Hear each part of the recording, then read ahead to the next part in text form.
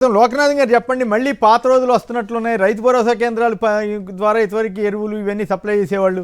ఇప్పుడు అవేమి జరుగుతున్నట్లేవు. మళ్ళీ రైతులంతా ధర్నాలు, క్యూలో నిలబట్టాలు ఇవన్నీ మళ్ళీ మొదలైపోయినాయి అని అనుకోవాలా? మరోవైపు రైతుల ఆందోళనలు కొనసాగుతూనే ఉన్నాయి, పొగాకు రైతులని.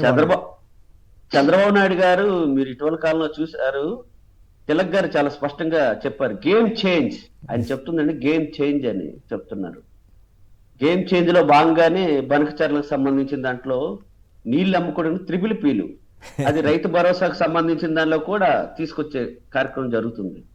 ఇప్పటి వరకు ఈ సీజన్ వచ్చింది, విత్తనాలు సప్లై చేసే దగ్గర కానీ, లేదు ఎరువులు మందులు సప్లై చేసే దగ్గర కానీ ఇవన్నీ చేయాలి అగ్రికల్చర్ డిపార్ట్మెంట్.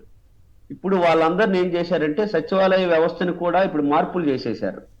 ఎందుకంటే దానికి సంబంధించిన దానిలో 2-3 గ్రామాలు, 2-3 జనాభా బేసిస్ మీద పెట్టారు. ఇప్పుడు పంచాయతీల బేసిస్ మీద పెట్టే కార్యక్రమం జరుగుతుంది. రైతులకు సంబంధించిన రైతు భరోసా కేంద్రాలు కూడా రేపు దాని పర్పస్ ఏదైతే ఉందో ఆ పర్పస్ ని కూడా సక్రమంగా యూటిలైజ్ చేసే పద్ధతిలో లేదనేది స్పష్టంగా అర్థమవుతుంది.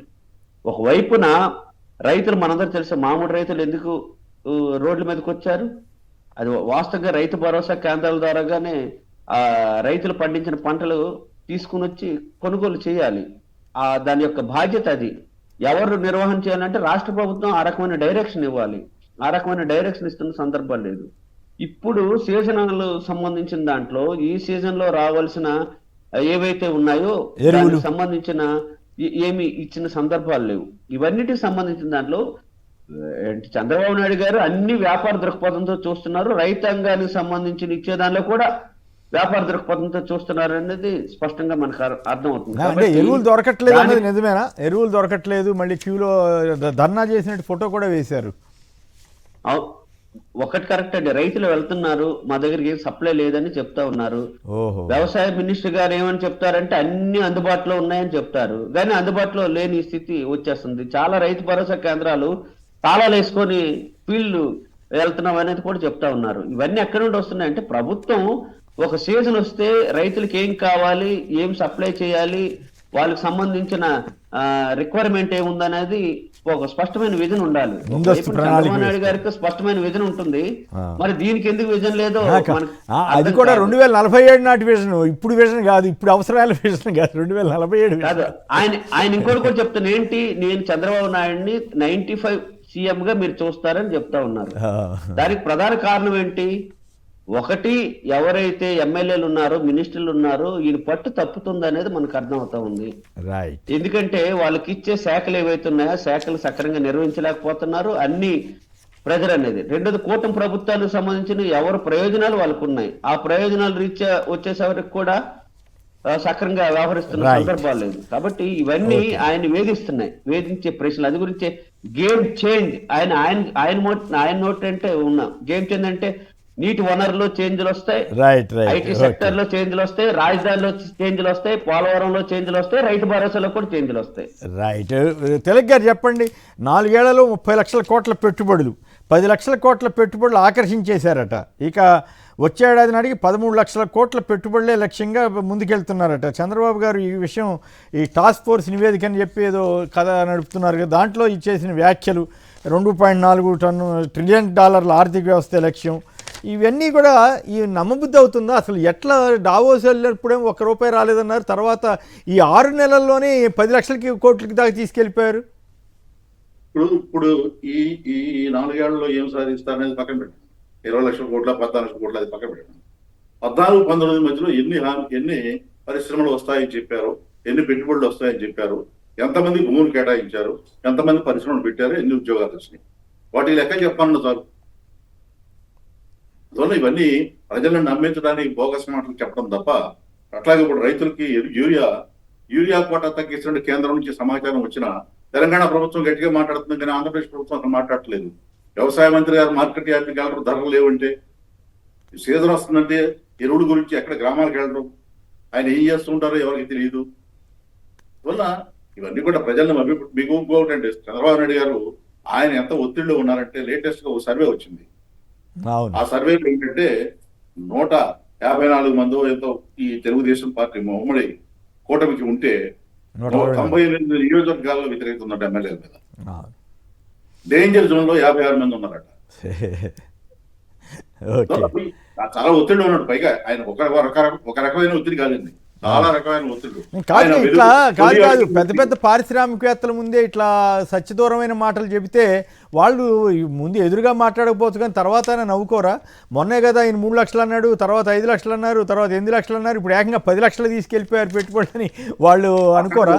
ఇంకో వైపు ఏమో ఆ వస్తున్న ఇండోసోల్ని చెడగొట్టే కార్యక్రమం ఇంకోటి జరుపుతున్నారు. ఓ పక్కేమో పరిశ్రమలకు వ్యతిరేకంగా ఇంకో పారిశ్రామికవేత్తలను కూడా భయపెట్టే రీతిలో శాంతి భద్రతలు లేకుండా చేయటం, మరోవైపు ఏమో 10 లక్షల కోట్లు పెట్టుబడులు ఆకర్షించామని చెబుతున్నారు. ఈ పరస్పర విరుద్ధంగా అనిపిస్తట్లా ఉందండి. ఇప్పుడు అక్కడ ఒక మాట చెప్పాడు ఆయన నేను పరిశ్రమల అధిపతుల సమావేశంలోనే, సంపద సృష్టి అనేది పరిశ్రమల ద్వారానే సాధ్యం అవుతుంది, వ్యవసాయం ద్వారా కాదు కాదా?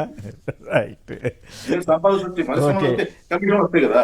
Right right. నాగమల్లేశ్వరి గారు మీరు చెప్పండి, 10 లక్షల కోట్ల పెట్టుబడులు ఆకర్షించేసిన మాట నిజమేనా? సార్ దావోస్కి వెళ్ళినప్పుడు ఏం తీసుకొచ్చారు ఈ రాష్ట్రానికి, పక్క రాష్ట్ర వాళ్ళు ఎన్ని కోట్లు తెచ్చుకున్నారు అన్న విషయం అందరికీ తెలుసు. ఇవాళ మీరు అన్నట్టుగానే నవ్వుతున్నారు సార్, వాళ్ళు ఆడుతున్న పచ్చి అబద్ధాలు చూసి నవ్వుతున్నారు. ఇక రైతుల కష్టాలు అంటారా, నాకు చెప్పి పంట వేసారా అని అడిగినటువంటి వ్యక్తి రైతుల కష్టాలు ఆయనకి ఏం తెలుస్తాయి సార్? రైతుని రారాజు చేస్తానన్నాడు ఎలక్షన్ కి ముందు, ఇవాళ పరిస్థితి ఏంటి? అసలు వ్యవసాయ శాఖ మంత్రి రాష్ట్రంలో ఉన్నారో లేదో కూడా తెలియనటువంటి విషయం, ఆయనకి ఎంత కొనుగోలు చేశారన్న విషయం కూడా తెలియదు.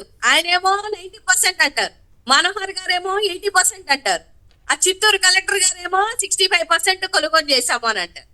ఇప్పుడు మన హయాంలో 22,000 ధరలు ఇచ్చినటువంటి ప్రభుత్వం మంది, గిట్టుబాటు ధరలు మన ఈ ప్రభుత్వంలో 4,000 8,000 ఇస్తానంటే కూలీల కన్నా రావాలి కదా సార్. ఇప్పుడు ఒక రైతు పంట వేసుకున్నట్టయితే కూలీల వరకన్నా రావాలా? ఎటువంటి వీళ్ళు సంపద సృష్టి, ఇందాక సార్ చెప్పినట్టుగా నేను తిరగారు, ఈ సంపద సృష్టి అంతా వీళ్ళ మీద కాదు సార్, వాళ్ళ బినామీలకి వాళ్ళకి సంపద సృష్టి చేయడానికి మాత్రమే ఈ ప్రాజెక్టులు లేకపోతే ఈ సంబంధించినటువంటి ఎంఓఏలు లేకపోతే ఇవన్నీ చెప్పుకుంటారు తప్పితే వాళ్ళు రాష్ట్ర ప్రజలకి గాని, రైతులకి గాని, మహిళలకి గాని, యువతకి గాని ఎవ్వరికి ఏమి చేసేది లేదు సార్. కాదు నేను ఏది అడిగితే దాని మీదే చర్చ నడపాలి, జరగాలి. నేను అడిగింది పెట్టుబడులకు సంబంధించి. పెట్టుబడులు ఒక పక్క మహారాష్ట్రలోనే రాలేదు, అంత పెద్ద రాష్ట్రం 3 లక్షల కోట్లు పెట్టుబడి పెడతానన్నారు జిందాల్, అక్కడికి వెళ్ళిపోయాడు ఇక్కడి నుంచి కాకుండా. అట్లా అంత పెద్ద రాష్ట్రానికే 4-5 లక్షల కోట్లు రాలేదు. ఇక్కడ తమిళనాడు అట్లాంటి పెద్ద రాష్ట్రమే, కానీ ఇక్కడ ఏపీకి 10 లక్షల కోట్లు వచ్చేసిందని చెప్పడం ఎంతవరకు అది? అదే సార్ నేను చెప్తున్నాను, తిలక్ గారు ఒక మాట అన్నారు కదా, ఇప్పుడు సంగతి వదిలేయండి, గతంలో మీరు చెప్పారు కదా ఎప్పుడైనా ఎన్ని ప్రాజెక్టులు తీసుకొచ్చారా, ఎన్నైనా డబ్బులు మీ హయాంలో ఏమైనా వచ్చాయా లేదా, ఏం వచ్చాయి, ఎన్ని తీసుకొచ్చారు, ఎన్ని కంపెనీలు తీసుకొచ్చారు, ఎన్ని పరిశ్రమలు తీసుకొచ్చారని ఒక లిస్ట్ అవుట్ అన్నా చేయలేరు వాళ్ళు. నేను చెప్తున్నదే వాళ్ళు చేయలేరు. మొత్తం ఈ సంవత్సరం కాదు, ఇంకా మీరు అన్నట్టుగా 2047 మిజనరీ అని చెప్పుకున్న ఆ టైంకి కూడా వీళ్ళు ఏమీ చేయరు, వీళ్ళకి చేసే ఉద్దేశం లేదు అని నేను క్లారిటీ ఇస్తున్నాను సార్. Right, okay. ఫైనల్ గా చెప్పండి, అమరావతి రింగ్ రోడ్ వెంబడి హైటెక్ సిటీ వచ్చేస్తుందంట, ఈనాడు వాళ్ళు చాలా ప్రముఖంగా రాశారు. వస్తే సంతోషం, మనకేం అభ్యంతరం లేదు, కానీ మీరేమంటారు తిలక్ గారు? అమరావతి నిర్మాణం పూర్తవుద్దా లేదనేది ఒక ప్రశ్న అండి. నేనేమంటానంటే పర్యావరణ అనుమతులకు సంబంధించి కండిషన్లతో దాదాపు 90 పైగా కండిషన్లతో వాళ్ళు పర్మిషన్ ఇచ్చారు. ఆ కండిషన్ లో ఒకటన్నా పూర్తి చేశారా? టెండర్లు పిలుస్తున్నామని చెప్పారు. 6 రిజర్వాయర్లు 3 చెరువులు డెవలప్ చేస్తాం, ఈ పర్యావరణ నీటి నిల్వ కోసం ముంపు ప్రమాదం లేకుండా ఉంటాకన్నారు. ఒకటన్నా పని బిగించేశారా? ఏది మాటలు తప్ప ఎక్కడా కూడా జరగట్లేదు. కాదు, అసలు ఔటర్ రింగ్ రోడ్ రావడానికి ఇంకెన్నేళ్ళు పడుద్ది, ఆ తర్వాత దాని చుట్టుపక్కల హైటెక్ సిటీ రావాలంటే ఎందుకు? ఇప్పుడు ఇక్కడ ఒక బిల్డింగ్ కట్టేసి మొత్తం నేను హైటెక్ సిటీని మొత్తం నాదే అన్నట్టుగా చెప్పటంగా, అక్కడ కూడా ఒక బిల్డింగ్ కట్టి మొత్తం హైటెక్ సిటీ వచ్చేసిందని చెప్తారో ఏం పాడో. ఏదైనా ప్రాక్టికల్గా చేస్తే బెటర్ కదా. ఏదైనా ఇప్పుడు కాదు, నిన్న ఒక వార్త వచ్చింది తిలక్ గారిన, మైక్రోసాఫ్ట్ వాళ్ళు 4,000 చదరపు అడుగులు అంటే ఒక చిన్న 4 బెడ్రూమ్ హౌస్లో వాళ్ళ ఏదో పరిశోధనా కేంద్రం పెడితే మైక్రోసాఫ్ట్ వచ్చేస్తుందని పెద్ద ప్రచారం చేసుకుంటే ఏం ఉపయోగం? ఎవరన్నా చూస్తే కూడా. రైట్, 1500 ఆయన వడ్డే సోమనేశ్వర గారికి బాగా మండింది, దాని మీద చాలా తీవ్రంగా వ్యాఖ్య చేశాడు ఆయన.